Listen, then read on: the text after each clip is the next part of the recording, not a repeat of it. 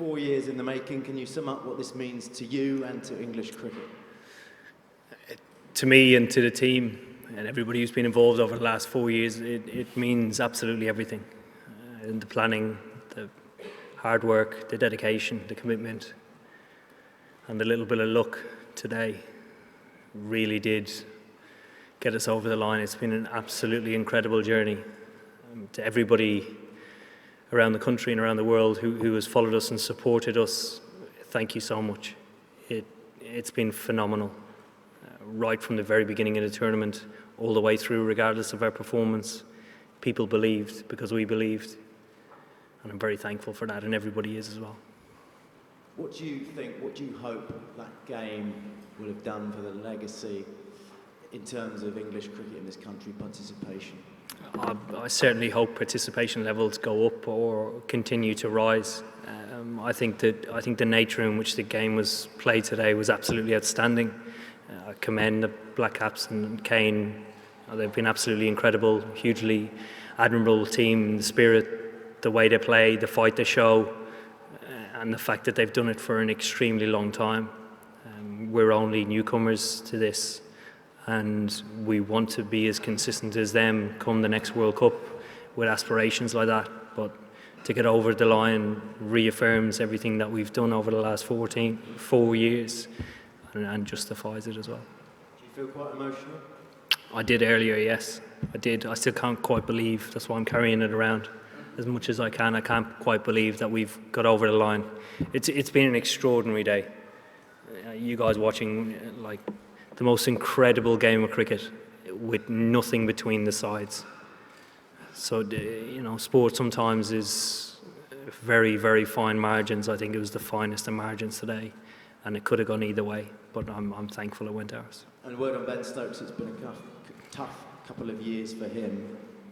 Was he your hero today, and how glad were you to see him come through that? To come through it is extraordinary. It's almost superhuman. He's really carried the team and our batting lineup. I know Joss and his partnership was extraordinary, but to bat with the lower order the way he did, I thought was incredible. The atmosphere, the emotion that was going through the whole game, he managed to deal with that in an extremely experienced manner. And obviously, everybody watching at home will hopefully try and be the next Ben Stokes. Final one for me, a tough question I understand right now, but have you looked beyond this and the next phase of your captaincy or England's next journey? I haven't. We'll let the dust settle. We'll celebrate as hard as we can. I think it's deserved. And then we'll look at things. 4 years is a long time away. And I think, you know, there's a big question I'll have to answer. Will I be in the team in 4 years? Will I be good enough? These guys are improving very quickly. Will I be able to keep up with them? We'll go Will and Mel. When you took the field for the Super Over, you had a team talk and everyone seemed to walk away smiling and laughing. Can you say what was said? And is that sort of what you think this team's about? Even in that incredibly pressurised moment, you're still giggling. Yeah, I encouraged them to smile, laugh, enjoy, because it was such a ridiculous situation where there was quite a lot of pressure in that particular moment of the day, never mind the rest of it. And the fact that it got to a super over and we had that to defend, it was a matter of trying to put smiles on the guys' faces to release a bit of tension. And guys responded brilliantly to that. We've worked extremely hard to get to the final. And to play in the super over at the end of an extremely draining day, you know, it takes a huge amount out of you. So it was, you know, remain calm, but make sure we enjoy this. Whether we win or lose, we've done incredible things. I guess on a similar theme, you said yesterday that you didn't know what you were going to say to the players before you took to the field. What theme did you go for, and what were you saying to Jofra in between balls when you kept going up to him? Yeah, this morning went pretty seamless. So it was a matter of reaffirming to trust the process and the fact that we are ready, emphasising that everybody's going to feel different on a day like today. It's uncharted territory for us, and I think everybody individually will feel and deal with it within their own way. and that's absolutely fine. You don't need to feel one way. You can feel it whatever way you like, and then crack on. And Joffre was pretty easy. He's an unbelievably talented player and has an unbelievable array and repertoire of balls to bowl. We were trying to keep it pretty simple and bowl Yorkers the whole time until he bowled that short ball. So it was just reaffirming what he was trying to do the whole time and that he was doing a great job. Going back to what we were saying earlier on about the legacy from this game, there would have been millions of people watching the game on terrestrial TV this afternoon. Do you hope that that's the dramatic nature of the game will help reconnect, if you like, a lot of people in the country with the game of cricket? I hope so, particularly given the time it finished. Obviously today's a big day of sport with Wimbledon and Silverstone GP going on, but I think, Sunday evening people normally settle in for a little bit of David Attenborough or some random film that's on, so I hope they were tuned into the cricket. Eoin, when did you know that the Super Over would be settled on boundary scored if it was a tie? When we took the field, I asked what would happen, because we sat in a meeting pre-tournament, and then when it got close to the chase, we started refreshing our minds whether it was going to be a super over or not, and then communication from Aliam Dar up to the changing room before we batted, and then reaffirmed when we went out the field. And could there be plans for a victory parade now? I know you probably weren't planning that before, but could there be? I've got no idea. That's not much. I take the bus through London. It doesn't bother me. If there is one, well, I'm just delighted to win. Is Ian and Rory? When those runs overthrows came off Ben Stokes' bat, and it looked as though that might have been the winning moment, the camera panned to your face, and there obviously were a lot of conflicting emotions. Can you explain what you were thinking at that moment? Well, I wasn't quite sure what had happened to start with, because obviously he dived and there's dust everywhere and the ball just deflected through, and all the black caps are standing around going, what's going on? So I was trying to figure out, he hit it, the keeper hit it, what was going on, and then I was just trying to stay in the moment, really. I wasn't celebrating. It's not something that you celebrate or cheer. Well, I don't, because that could be us on the other side of it. And there's margins like that today that we spoke about. We've spoken about that just chatting on the outfield, the finest of margins today of guys ducking balls when they could have scored, or different case scenarios, stealing runs where guys should have stopped them. It really does emphasise you need to be on top of your game.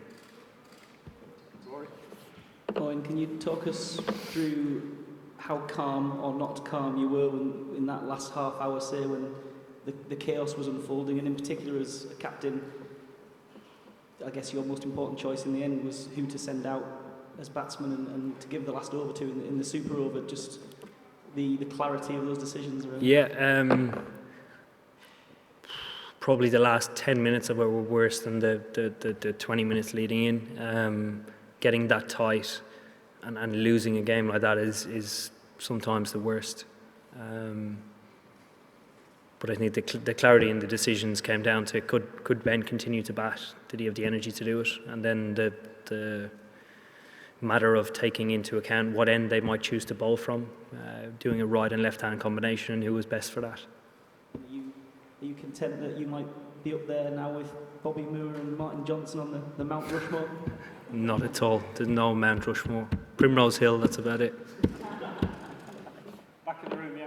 Eoin, you spoke about the finest of margins and the finest of margins, and Kane Williams also spoke about the uncontrollables, and he was asked about luck. Had it played a role? Do you think the luck of an Irishman got England over the line?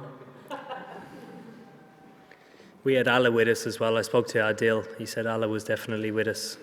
And I said we had the rub of the green. Our actually epitomises our team. It's quite diverse backgrounds and cultures, and guys grow up in different countries and are at the stage of where they're at in their career. But to actually find humour in the situation that we were in at the time was pretty cool. Eoin, you described Ben Stokes as superhuman. I just wondered if you could have a word on his contribution, not just from today, but what happened in Calcutta 3 years ago. I'm guessing that was an inspiration for him. But how much does it show his character that stepping up today and doing that after what happened in Calcutta? Yeah, I've said this a number of times about Ben. I think a lot of careers would have been ended after what happened in Calcutta. Ben on numerous occasions has stood up individually and in a unit for us. He leads the way in training, in any team meetings we have, and is just an incredible cricketer. And today he's had a huge day out, and obviously we're thankful for that. Yes, sir. Hi, congratulations. In 1987 World Cup, Alan Lamb with that Mike Gatting with that reverse sweep, all that happened. This England side is known for its fearless brand of cricket. Even against the Australia semi-final, you played a reverse sweep, you didn't connect, and then again you went for another reverse sweep. Joe Root did the same. Jason Roy bashed through against Indian spinners. Today we saw some audacious scoops from Josh Butler under pressure. Do you think at what moment, what sort of a risk do you guys take if you have to pinpoint one gamble or risk throughout the tournament that actually turned things around for you guys? Would you like to pinpoint that? The fearless brand of cricket?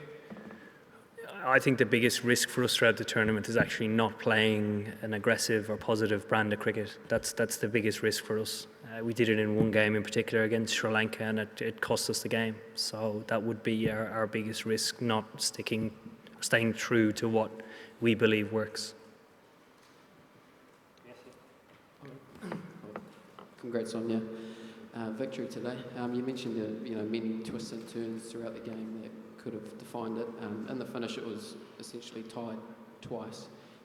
If you put yourself in Kane Williamson's shoes, do you think the boundary rule is a fair way to decide a World Cup final? If you could give me an alternative, I'd be able to compare the both, but I can't think of an alternative at the moment. The rules were obviously set out a long time ago, and we have no control over them.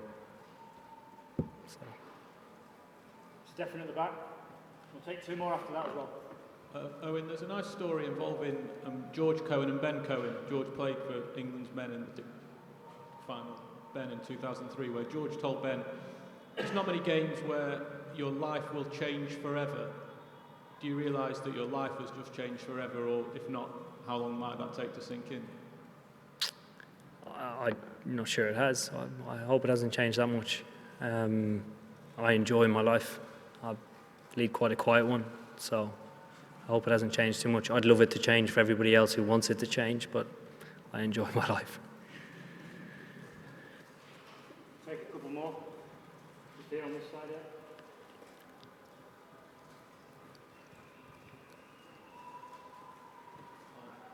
Is it possible to feel empathy for the losers in this moment?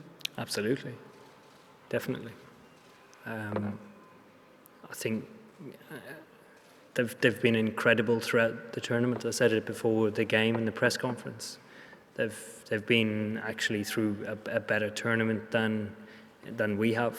The fact the trophy's sitting here, is we, like I mentioned, we got the rub of the green today.